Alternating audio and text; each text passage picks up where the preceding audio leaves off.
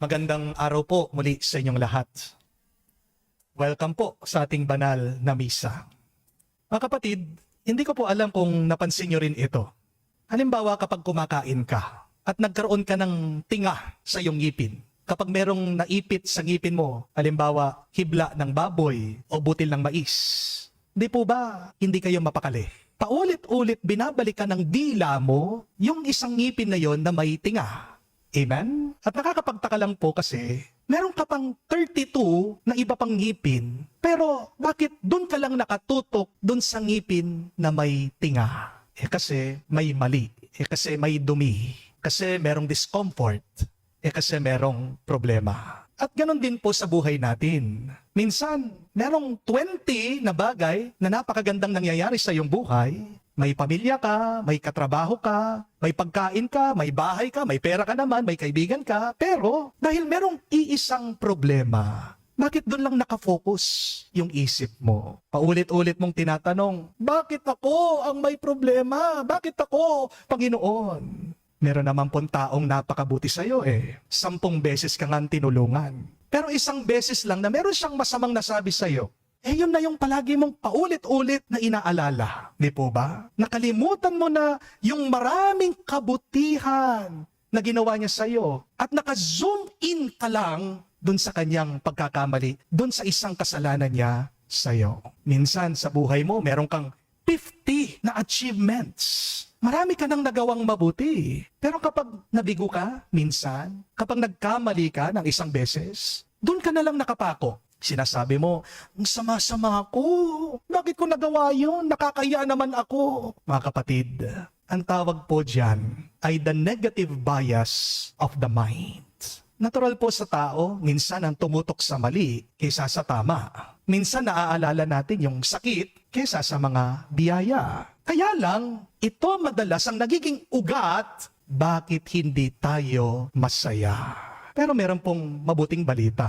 Pwede nating baguhin ang pag-uugali nating ito. Pwede nating turuan ang ating isip na hindi tumingin palagi sa problema, kung hindi bigyan ng oras at panahon ang mga biyaya na pinagkakalob ng Diyos sa atin. At ang tawag po dito ay positive reframing. Parang kapag kumukuha ka ng picture gamit ng iyong cellphone o camera, kapag pangit yung larawan, kapag hindi ka nagagandahan, anong gagawin mo? I-focus mo ng mabuti o maghanap ka ng ibang mas magandang tanawin. Hindi po ba?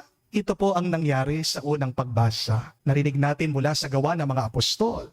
Noong una, ang mga Hudyo, tinitignan nila mga Hintil bilang marurumi. Hindi daw po sila karapat-dapat, hindi sila kasama. Iisa po ang nakikita nila, yung pagkakaiba ng mga Hudyo at mga Hintil. Pero binigyan ng Diyos ng pakitain o vision itong si San Pedro. Sabi ng Diyos sa kanya, what God has made clean, you shall not call profane. Ibig sabihin, yung tinatawag mong mali, hindi yan tinatawag mali ng Diyos.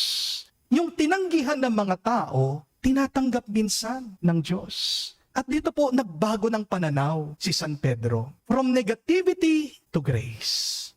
From rejection to acceptance. From limitation to expansion. Nagkaroon ng positive reframing itong si San Pedro. Hindi niya na nakita yung mga Hintil bilang mga problema. Nakita na niya sila bilang mga biyaya galing sa Diyos. Mga kapatid, ganito rin po ang paanyaya para sa atin. Bakit kaya hindi tayo masaya minsan? Kasi nakafocus ka palagi dun sa mga tinga ng buhay mo. Hindi po ba?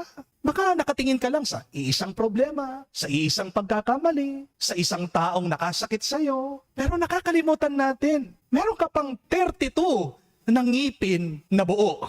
Hindi po ba?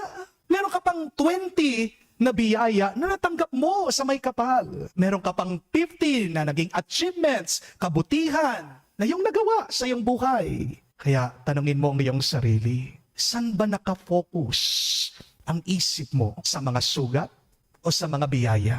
Sa mali o sa awa ng Diyos?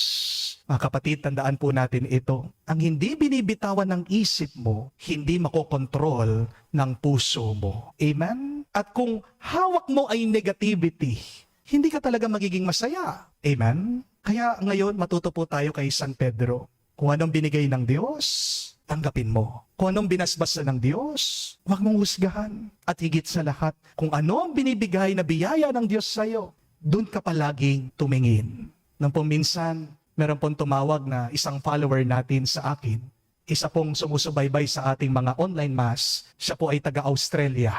Pagkasagot ko pa lang po sa aking cellphone, narinig ko umiiyak na ito pong tao. At tinanong ko siya, ano pong problema? At sabi po niya, Father, na-diagnose po ako ng Alzheimer's. Tahimik po sandali at naramdaman ko po yung bigat ng kanyang pinagdadaanan. At tinanong ko po siya, bakit po kayo malungkot?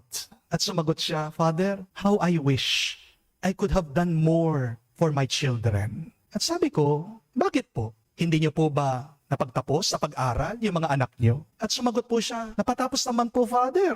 Nagtatrabaho na nga po sila eh. Meron na po silang pamilya. Pero sana po, Father, mas marami pa akong magawa, maitulong sa kanila. Kapatid, pansin niyo po, hindi siya umiiyak dahil doon sa sakit niya. Umiiyak siya dahil nakafocus lang siya doon sa mga hindi pa niya nagawa. At nakalimutan niya yung mga mabubuting nagawa na niya. Di po ba? May negativity bias ang taong ito. Kaya sabi ko po sa kanya, alam niyo po, hindi po mahalaga yung hindi niyo pa nagawa.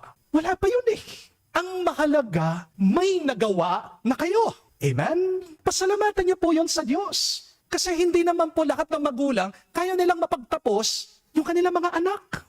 Napakapalad nyo, isipin nyo, kayo nasa Australia, kayo nasa ibang bansa, habang yung mga ibang kababayan natin gustong mga ibang bansa, hindi nila magawa-gawa. Be thankful for the many graces that you have already received from God.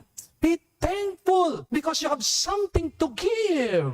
Pero hindi pa po natapos umiyak yung tao. Sabi niya, Father, paano po pag nawala na ako? Paano po yung aking mga anak?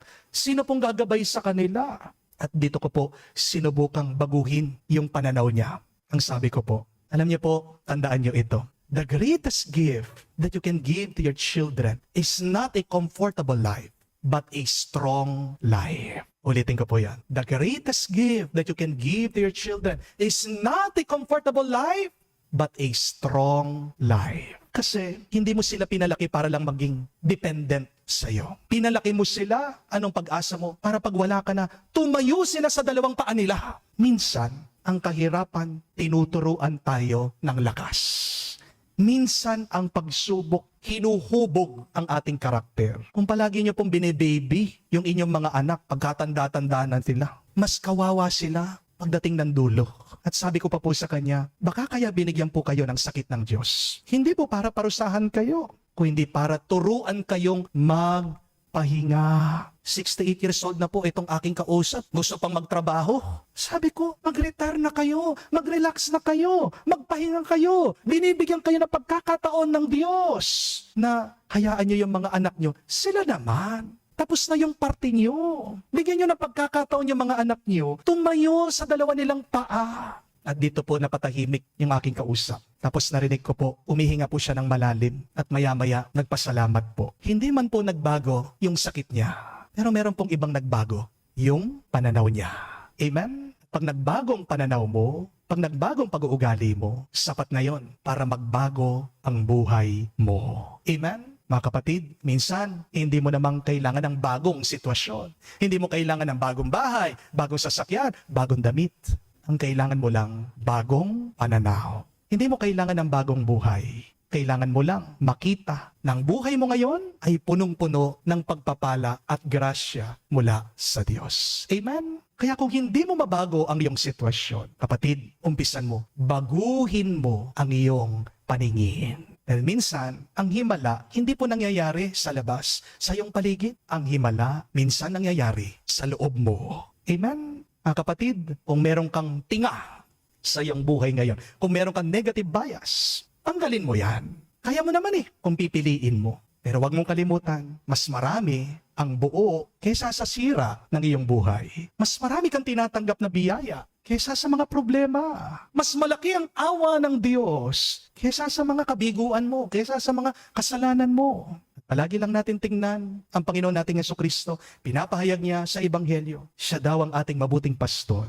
na iaalay niya mismong buhay niya para sa'yo, para iligtas ka. Kaya, bakit ka pa matatakot? Bakit ka pa mag-aalala? Ngumiti ka na, magalak ka na, manatili kang payapa. Magpasalamat tayo sa Kanya ngayon at magpakailanman.